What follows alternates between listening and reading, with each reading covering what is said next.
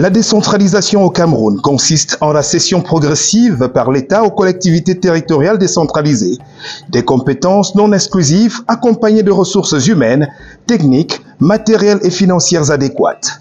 Ravi de vous retrouver sur cette autre édition de Focus 237, mesdames et messieurs, la première d'une série consacrée au REDEO, une initiative, on va dire, du Conseil régional de l'Ouest Cameroun à partir de Bafoussam. Les REDEO rendus cette année 2024 à sa deuxième édition. Comme on vous l'a dit d'entrée de jeu, les REDEO seront donc notre focus sur cette semaine dans votre Focus 237, mesdames et messieurs, avec cette première édition qui consacre la cérémonie d'ouverture de cette deuxième édition des REDEO. Vous vous demandez certainement de quoi il s'agit. Le reportage qui va suivre vous en donnera suffisamment les tenants et les aboutissants au-delà de la définition. C'est parti pour ce premier numéro qui consacre cette deuxième saison des REDEO, une initiative de développement de la région de l'Ouest, initiée par son conseil régional.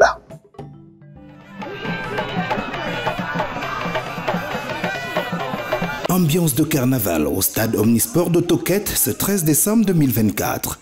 Nous sommes à Bafoussam, capitale régionale de l'Ouest Cameroun.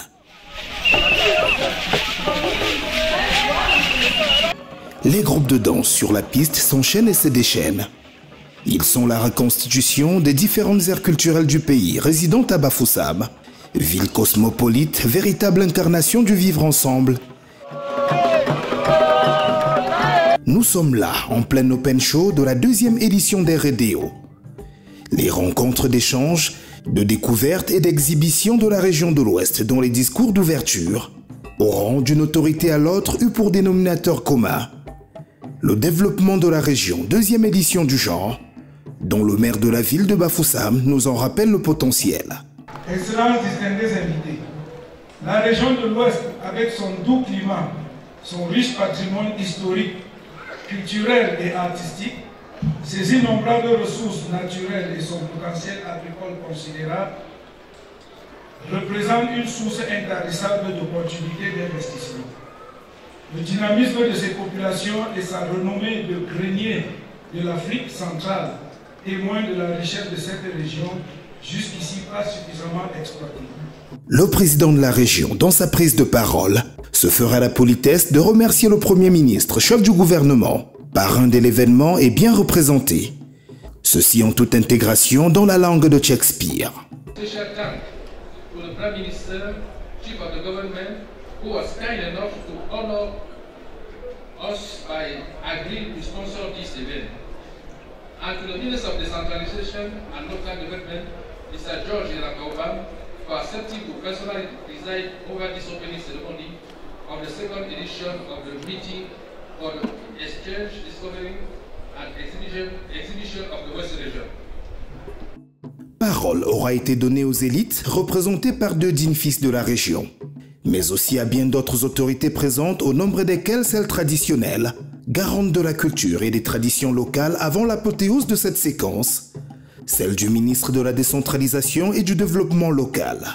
Il y a un an, nous étions rassemblés dans cette même ville à l'effet de procéder au lancement solennel des travaux de la première édition du REDEO au lendemain de l'adoption par le Conseil régional de l'Ouest de son plan régional de développement. En réunissant en un même lieu, partenaires au développement, les universitaires et les forces vives de l'Ouest, venus de partout dans le monde. L'idée qui a prévalu était de faire du développement de cette région une affaire de tous, pour le bien de tous. La région de l'Ouest administrera à l'occasion la preuve que le train de la régionalisation est résolument lancé sous l'impulsion du président de la République, son Excellence M. Bouteflika, qui dans son message à la nation le 31 décembre 2021, je cite, « D'une manière générale, la régionalisation est en marche dans l'ensemble du pays et contribue à renforcer la participation de nos concitoyens à la gestion des affaires locales. » L'issue de ces prises de parole nous révèle quelques points à retenir. Premièrement, le développement de la région de l'Ouest tel que désiré par les REDEO sera profitable non pas qu'à l'Ouest mais à tout le Cameroun. Deuxièmement, les fils de l'Ouest, capitaines de l'industrie nationale, se doivent de revenir aux sources. Revenir dans leur région d'origine, investir pour limiter l'exode rural et valoriser son immense potentiel. Troisièmement, il n'y aura jamais de guerre tribale au Cameroun. Du fait de notre métissage, chaque Camerounais ayant des intérêts familiaux dans toutes les aires culturelles du pays, ici d'ailleurs représentées. Ce développement n'est pas qu'une affaire des natifs de l'Ouest.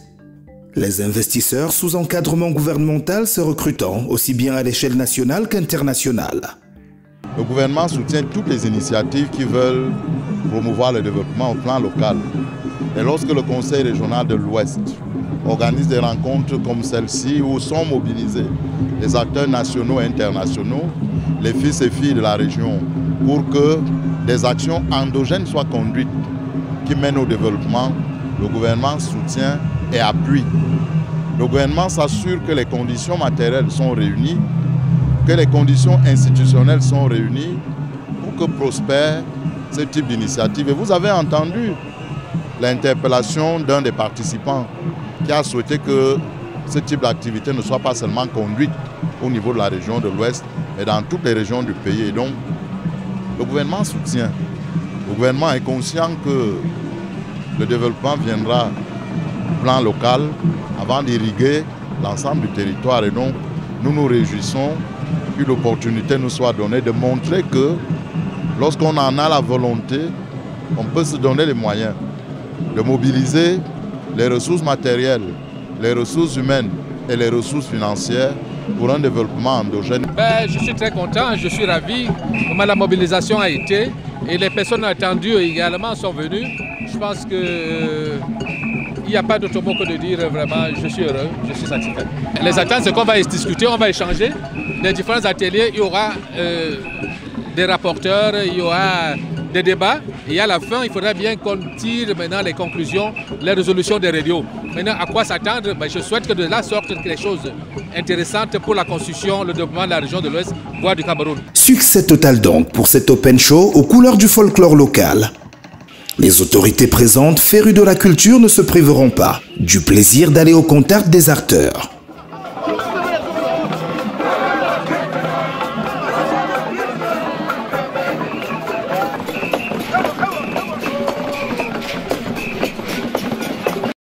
S'en suivra une visite guidée des stands. On en compte cette année plus d'une centaine.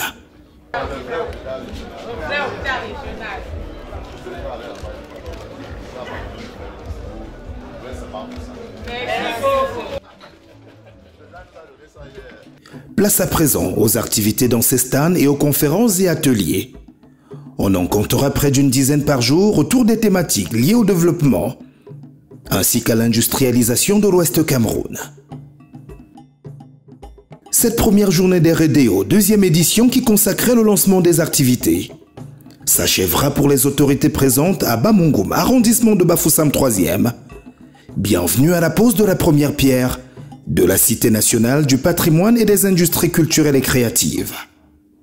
Depuis sa création, la route des chefferies a réalisé de nombreux projets et activités dont les plus emblématiques, si je puis me permettre de les citer, sont le musée de civilisation à Tchang, les cases patrimoniales dans les chefferies de Grassfield, le musée communautaire dans le Sahel, un centre de formation dédié aux industries culturelles et créatives à Bamongum, une exposition sur les chefferies du Cameroun dans le cadre de la première saison culturelle du Cameroun en France au musée du quai Branly.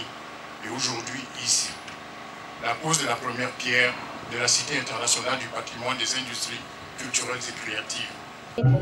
Ok, on pose la première pierre, donc c'est la première pierre d'un bâtiment, mais en fait c'est au-delà, on pose une vision. On est là pour accompagner une vision et cette vision, c'est celle de soutenir la culture camerounaise.